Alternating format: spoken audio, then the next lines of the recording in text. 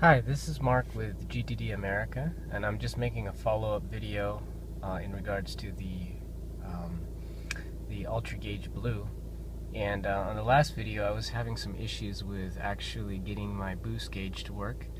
And on this video, I'd like to show that I did get the boost gauge working, and I just want to demonstrate it. And if you can see right there, see if I can. There we go. Boost. I rev the engine.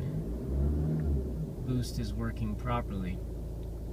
Now, under the settings of Ultragauge, it was not, for my particular vehicle, which is a 2013 TDI, it was not available. Some of the preset gauges that were available were not properly picking up the right sensors. I really don't know exactly what it was picking up. Probably a mixture of different settings. But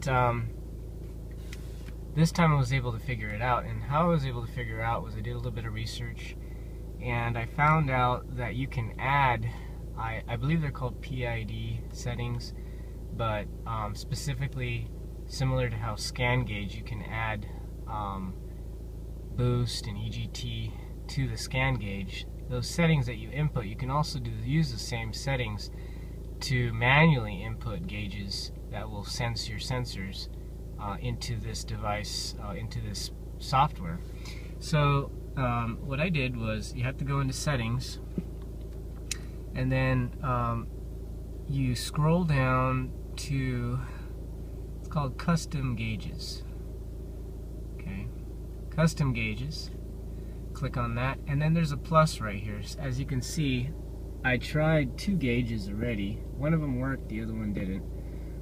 There was a transmission oil temperature gauge that I tried with, that was particularly for ScanGauge. Maybe my model doesn't have that sensor, I don't know what it is, but the custom gauge boost worked fine. And as you can see, if I click on it, it's green, responding, and if I hit test, it actually says test successful. Yes, I want to make it valid. Okay, so that's just entering the codes manually. Now, to actually add a gauge, you just hit the positive here, plus sign, and then you have three different options: Ultragauge Blue format, UGMX M gauge format, and ScanGauge format. And I don't really know how to access, or I don't know the formats for the other two, and I haven't figured that out yet. This is kind of a learning in progress, so there's not a whole lot of information. The instructions online, I asked Ultragauge a few questions about why I wasn't able to get the boost gauge on, and they never said anything about actually manually inputting the settings to create a gauge. So they figured that the settings that they already had built into the program should have worked, but it wasn't working properly. So I chose ScanGauge format because I'm familiar with ScanGauge, and it was easy to find people online that actually had the proper settings for the boost gauge. And you can search it on the, if you have a TDI, you can go on TDI forum and you'll find the proper settings for the boost gauge. But if you need me to add that to the link, or I can do that for you guys too. So you go to ScanGauge format, and as you can see, you can go to name, description, TXD, RXF, RXD, unit description, and then math. And for every one of those, there will be a numerical, maybe alphanumeric digit that you would type in there, and specific to accessing the sensor that you need. So in my case, it was the boost gauge. So once I hit, I believe there was an accept button somewhere after entering it in.